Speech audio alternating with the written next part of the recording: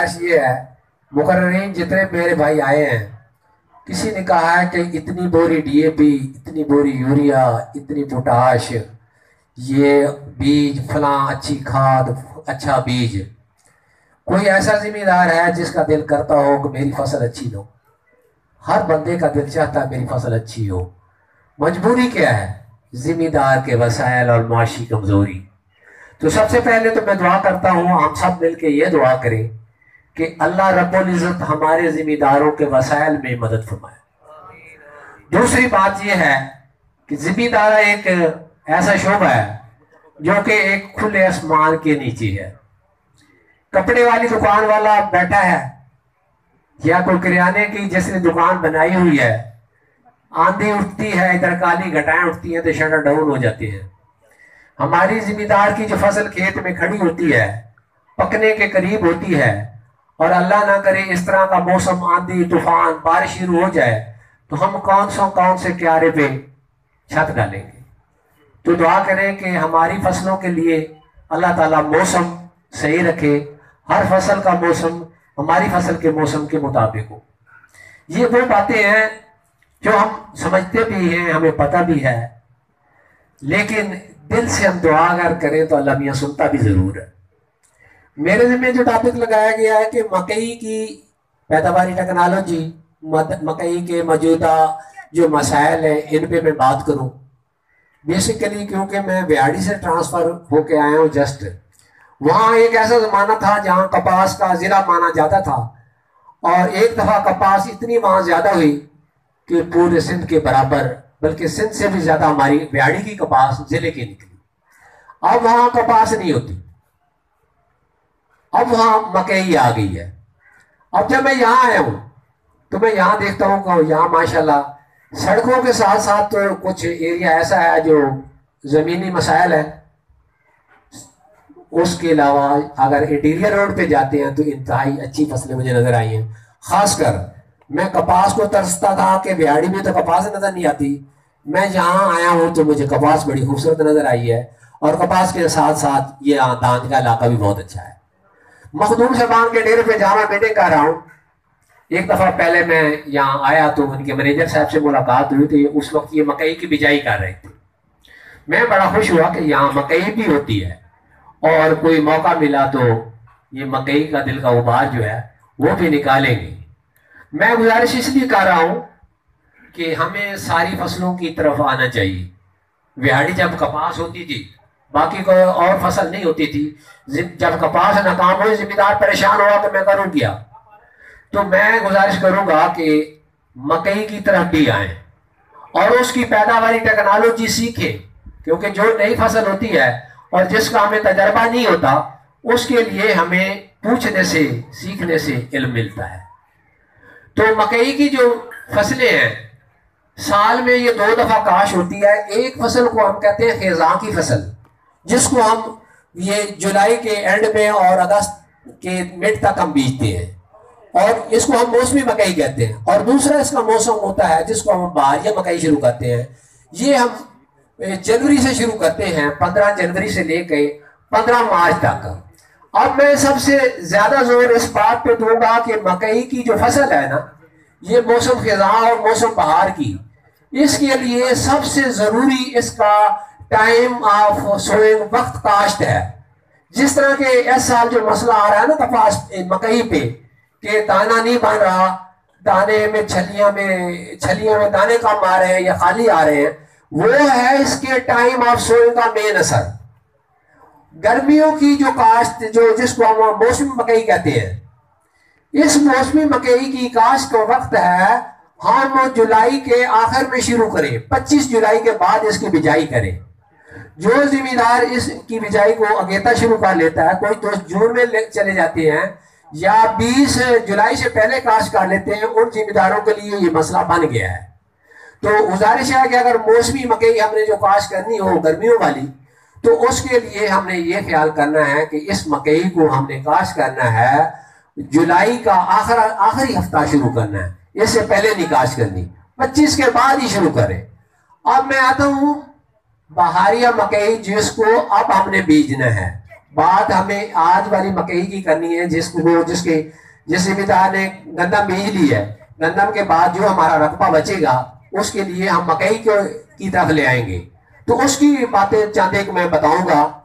पहली बात ये है कि ये गर्मियों वाली जो मकई जो मैं जिसको मौसमी कह रहा हूँ, इसको जितना लेट बीजे उससे उसकी पैदावार बढ़ती है। और जो बहारिया मकई है उसको हम जितना ज्यादा अगेता बीजे उसकी पैदावार बढ़ती है। मेरा जाती तजर्बा है, मैंने भी अब थोड़ा सा काश्तकारी करता हूँ, मुझे अंदाजा है। बहारिया मकई की जो काश्त है उसके लिए आपको चाहिए कि 15 जनवरी से इसकी काश्त शुरू कर दें। उसकी वजह क्या है कि 15 जनवरी से पहले भी लोग दिसंबर में भी काश्त शुरू कर देते हैं, लेकिन उस वक्त टेम्परेचर इतना डाउन होता है कि उगाव नहीं होता, और उगाव ना होने की वजह से वो ज्यादा दिन जर्मिनेशन में ले जाती है। अगर 15 जनवरी से हम इसकी काश्त को शुरू कर दें और ये जितना जल्दी हो सके, क्योंकि इसकी काश्त जो है ना ये बहुत जल्दी हो जाती है। और इस मकई की कामयाबी जो है ना, ये ड्रिल वाली मकई नहीं होती। और मकई का मैं आपको खर्चा बता दूं, उसे बात शुरू करने से पहले मैं ये कहा था कि दुआ करूं कि अल्लाह आपके वसाइल में, आपकी मुआशी हालत और आपकी बातों में हिम्मत दे, ताकि जो वसाइल हम बताएं, जो हम खर्चा बताएं, आप उस पर पूरा उतरता पैदावार आएगी। बहारिया मकई है वो 100 से 120-25 मन तक आती है और आ रही है। और यहाँ बहावन नगर में भी इंशाल्लाह मैं आ गया हूँ, इंशाल्लाह आपको 100+ ले दूंगा। उसके लिए चंद एक बातें आपके लिए जरूरी है कि बहारिया मकई का सबसे पहली बात यह है कि इसकी बिजाई का तरीका किस तरह करना है। जब हम मौसमी मकई बीजते हैं उसकी बिजाई के लिए खेलियों का रुख जिस तरफ कर लें कोई परेशानी नहीं, चाहे शुमालन जनूबन कर लें चाहे शर्कन गरबन कर लें, क्योंकि धूप हर तरफ पड़ती है, धूप के दिन होते हैं वो उगाती है। लेकिन जो ये बहारिया मकई है ये सर्दियों में काश्त होती है, जनवरी में उस वक्त काफी टेम्परेचर डाउन होता है, तो उसकी खेलियों की काश्त जो है, अगर सिंगल हमने खेल बनानी है तो सिंगल खेल का जो हमने रुख रखना है उसको शर्कन गरबन, मशरक से मगरब की तरफ रखना है। और जो चौपा हमने लगाना है वो जनूब की तरफ से लगाना है, क्योंकि उसकी तरफ जनूब की तरफ से सूरज जब चलता है धूप जाती रहती है और वो पौधे उगाओ जल्दी ले लेते हैं। अमूमन आप लोगों ने देखा होगा मकई वाले मेरे काश्तकारों ने कि जब हम मकई बीजते हैं तो उनके जो साइडों पे मथे होते हैं उन पे भी हम उसकी फट बनाते हैं, और जनूब के मुखालिफ सिमत वाली वट का जो मत्था होता है उस पर चौपा लगाते हैं तो वो लेट उगता है। उसकी मेन वजह यह है कि सूरज की शुआएं वहां लेट पहुंचती हैं। उगता वो जरूर है लेकिन उगता लेट है। उससे नुकसान क्या होता है, एक पौधा टाइम से उगाया, एक ने 10 दिन बाद उगा लिया, तो वो पौधा अगेते पौधे के साथ नहीं मिलता और उसकी पैदावार मुतासिर होती है। ये है सिंगल ड्रिल। और जो ये सिंगल खेलियों पे काश्त का तरीका है। दूसरा तरीका जो मैं बता रहा हूं वो तरीका है कि हमने मकई को अगर डबल दोनों तरफ से बीजना है, खेली डबल बनानी है कि खेल के दोनों तरफ से हम उसको बीज को लगाएं, तो उसका तरीका ये है कि उन खेलियों की जो हमने खेलियां बनानी है उसको हमने बनाना है शुमालन जनूबन, और दोनों साइडों पे हमने चौपा लगाना है। और खेली से खेली का जो हमने फासला रखना है वो हमने 27 इंच के फासले पे खेली बनानी है, और 8 इंच के फासले पे ये मकई का एक दाना लगाना है। जरूरी बात यहां मैं ये बताता जाऊं कि मकई जो है इस पे डबल चौपा नहीं लगाना। जिस तरह कपास में हम करते हैं ना कि 2-2, 3-3, 4-4 दाने लगा ले, हो सकता है कोई दाना नहीं उगता तो उसकी बाद में छिद्राई हो जाए, क्योंकि मकई की जो मैं किस्में अभी मैं आपको बताऊंगा, और मकई की हाइब्रिड अकसाम ऐसी अकसाम होती हैं जिसका हर दाना उगने वाला होता है और एक एक दाना उगता है। बशर्त है कि हम उसको देखें कि उसके ऊपर लिखी होती है कि उसकी जर्मिनेशन की एक परसेंटेज भी होती है, और दूसरी उसके ऊपर एक लिखी होती है डेट, कि डेट ऑफ मैन्युफैक्चर, ये बीज का थैला किस तारीख को बना है। और बाज का ये मेडिसिन की तरह नहीं होता कि एक थैला बन जाता है और उसके ऊपर लिखा जाता है 2 साल 3 साल के लिए फला तारीख तक इस्तेमाल हो सकता है। मकई के लिए ये बात नहीं है। कोशिश करें कि वो बीज हम इस्तेमाल करें जो ताज़ा तरीन उसकी डेट ऑफ मैन्युफैक्चरिंग हो, ताज़ा तरीन उसकी पैकिंग की हुई हो। दूसरी गुजारिश है, ये 8 इंच पे जब हमने इसका चोपा लगाना तो सिंगल लगाना है, एक एक दाना। और इसकी छिड़ाई इसलिए हम नहीं कर सकते कि जब ये पौधे 2-2, 3-3 उगते हैं तो उसके लिए मसला क्या होता है कि जब हम छिड़ाई करने लगते हैं तो इसकी जड़ें जो होती है ना, ये आपस में जड़ों में जकड़ जाती हैं। अब हमने एक पौधा रखना है, बाकी पौधे हमने उखाड़ने हैं, तो अगर हम उन पौधों को उखाड़ने के लिए कोशिश करते हैं तो सारे का सारे पौधे वो गुच्छे की शक्ल में बाहर आ जाते हैं, वो सेहतमंद पौधा वहां नहीं बचता। अगर बड़ी कोशिश के बावजूद वो पौधा बच जाता भी है तो उसकी जो जड़ें हैं वो हिल जाती हैं, और जड़ों के हिलने से वो पौधा अमल तो वो खत्म हो जाता है। अगर बच ही जाता है तो उन पौधों से कमजोर होता है जो सेहतमंद सिंगल होते हैं। और इसका आसान सी टेक्नोलॉजी, टाइम बहुत थोड़ा है, मैं कोशिश बड़ी कर रहा हूं जल्दी जल्दी खत्म करने की। इसका आसान सा तरीका ये है कि सबसे पहली बात ये है कि मकई एक ऐसी फसल है जिसको उगते ही बीमारियां और कीड़ों का हमला शुरू हो जाता है। इसके बीज को जहर आलूद जरूर करना है। फंजीसाइड कुछ कंपनियां हैं उसको लगा के देती हैं, लेकिन जो इंसेक्टिसाइड जो कीड़े के लिए जहर है वो हमने खुद लगानी होती है। और उसके लिए उसका फायदा क्या होता है कि जब भी पौधा उगता है तो जो पौधा उगता है उसको उगते के साथ ही उसमें शूट फुलाई, ऊपर की जो मक्खी है वो वहीं अटैक करती है, वहीं वो उसका वो ग्रब निकलता है कीड़ा और वो शूट को खा जाता है। मकई एक ऐसी फसल है कि एक दफा इसका वो ऊपर वाली कुंटल खा लेना कोई कीड़ा तो ये दोबारा नहीं चलती। साइडों वाली शाखें अगर कभी निकाल भी, अब तो निकालती नहीं, निकाल भी ले तो वो पौधा इतनी पैदावार नहीं देता। तो उसके लिए मार्केट में बेशुमार जहरें हैं। अगर जिस जिम्मेदार के रकबे पे ये परेशानी हो कि मैं मकई के चोपे लगाता हूं तो उस सीजन में कौवे परिंदे उनको नुकसान करते हैं, तो उनके लिए एक दवाई है बायर की होमरे। अगर उसका बीज के साथ उसको ट्रीट कर दें तो उसकी कोई इस किस्म की कोई स्मेल है या कोई ऐसा केमिकल है वहां परिंदा उसको नुकसान नहीं करता। इसके अलावा हम इस पे अमीडा जो पिंक जिसको बीज के लिए लगाते हैं वो हम कर सकते हैं।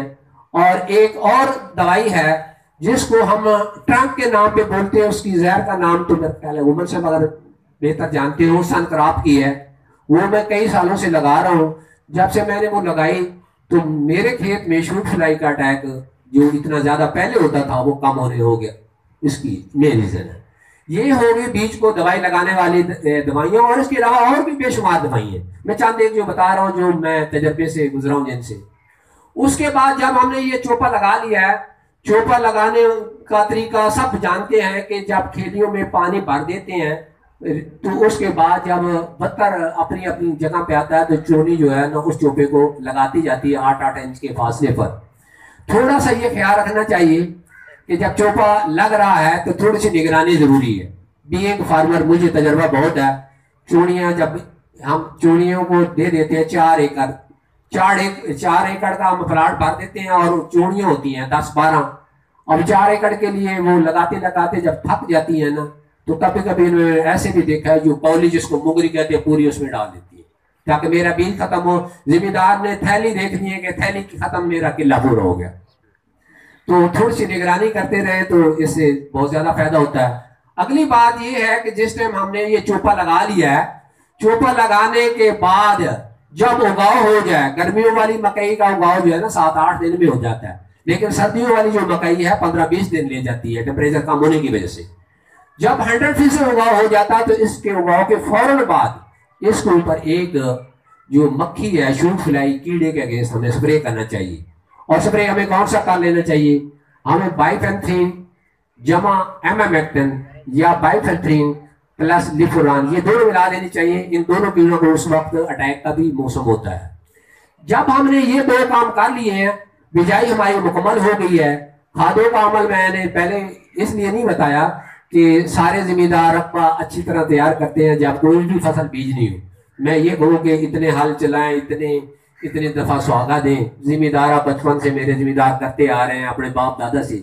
जमीन की तैयारी के सभी को तरीके के पते हैं, लेकिन जब खाद है ना, मैं एक ट्रेनिंग पे गया तो मैंने कहा कि फास्फोरस खाद जो है उसका बेहतरीन तरीका क्या है, कौन से तरीके से इस्तेमाल करनी चाहिए।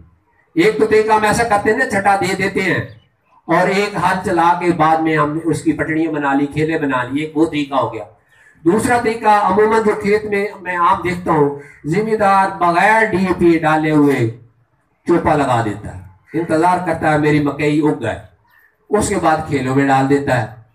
बेहतरीन तरीका उन्होंने ये बताया कि कोशिश तो ये आप करें कि जब आपने खेलें बना ली हैं और आपके मुलाजिम ने वो खेलों के आगे जो नक्के होते हैं वो काट दिए हैं, तो खेलियों के अंदर जो है डीएपी और पोटाश का केरा केर दे।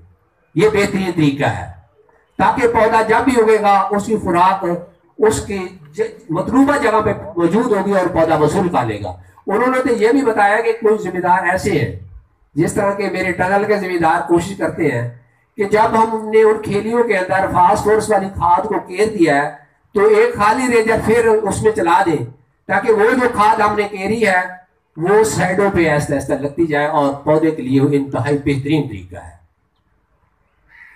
दूसरी बात मैं गुजारिश करूंगा कि इसके लिए मकई की जो पोटेंशियल हम लेते हैं ना 100 मन, उसके लिए खर्चा क्या है? मकई का खर्चा वो जिम्मेदार करे जो अपने वसाय रखता हो। मकई की फसल जो उधार वाले पे ना रखे, उधार वाला मकई बीजे ही, मैं गुजारिश करूंगा। दूसरी बात ये कहूंगा कि जो ये बहारिया मकई हम काश्त कर रहे हैं, ये है गर्मियों में तैयार होगी, और इस मकई की काश्त को भी वही जिम्मेदार काश्त करे जिनके पास पानी का वसायल है, क्योंकि गर्मी की मकई है, ये ज्यादा दिन गर्मी बर्दाश्त नहीं करेगी। इसको पानी थोड़े वक्फे से, एक ऐसा पीरियड आएगा जिसमें हम इसको थोड़े वक्फे पानी लगाएंगे। तो पहली बात यह है कि डीएपी इसकी जरूरत है। 2 बोरी डीएपी अगर 100 मन प्लस हमने पैदावार लेनी है तो कहते हैं जितना गुड़ उतना मीठा, 1 बोरी भी डाल सकते हैं। मैं बता रहा हूं कि पोटेंशियल हमने अगर, और जिम्मेदार की ख्वाहिश होती है कि खर्च मेरा जितना हो जाए पैदावार मेरी अच्छी आनी चाहिए, और उसके लिए है कि 2 बोरी डीएपी, 1 बोरी पोटाश और 4 बोरी यूरिया इसकी जरूरत है। डीएपी हमने बिजाई के वक्त डाल दी, या जिस तरह मैं कह रहा हूं जब खेले बनाते हैं उस वक्त मिक्स करके डाल दी। अब जो यूरिया खाद है इसके इस्तेमाल के स्टेप हैं।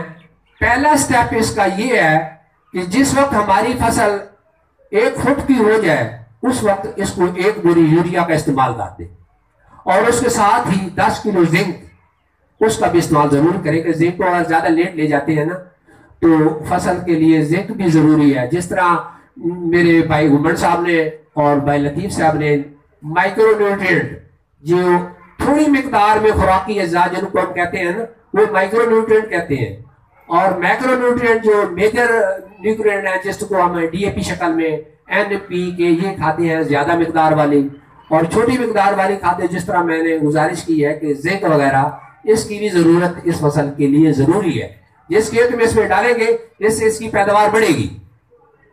दूसरी बोरी जब इसकी खाद की डालनी है यूरिया की, ये डालनी है उस वक्त ये जब ये पौधा 2 से 3 फुट का हो जाए, और तीसरी खुराक यूरिया की उस वक्त डालनी है जब ये 4 से 5 फुट हो जाए, और आखिरी 1 बोरी यूरिया की बचा देनी है उस वक्त के लिए कि जिस वक्त ये पौधा टैसल ऊपर वाला हिस्सा जो चचरा जिसको हम कहते हैं ये निकालने के करीब हो या निकाल रहा हो, और उस वक्त पोटाश, जिस तरह मैं कहता हूं कि जो दोस्त पोटाश बिजाई के वक्त डालते हैं बहुत अच्छी बात है, नहीं डालते तो मेरी ये रिकमेंडेशन है आप दोस्तों से कि 1 बोरी यूरिया और आधी बोरी पोटाश जिस वक्त वो छछरा निकाल रही होती है, टैसल निकाल लेती होती है, उस वक्त मकई में जरूर डालें। इसके बाद हमारी खादों का प्रोसेस खत्म हो गया। और उससे पहले मैं एक गुजारिश भूल गया कि मकई में जब हमने उगाव के बाद वाली हमने स्प्रे कर ली और फिर हमने मकई जब फुट पे आने लगी पहला पानी और खाद दे लिया, उसको दानेदार जहर का इस्तेमाल लाजमी है। जितनी स्प्रे ऊपर कर ले, इलाज जो है ना उसके लिए दानेदार जहर जो कार्बोफुरान के नाम से या फेप्रोनिल और कई नाम है, कई नामों से बिकती है। इधर मुझे पैगाम आया कि बात को मुख्तसर करें, मैं कोशिश करता हूँ 5 मिनट नहीं लूँ, 5 मिनट से ज्यादा नहीं लूँगा, इजाजत है।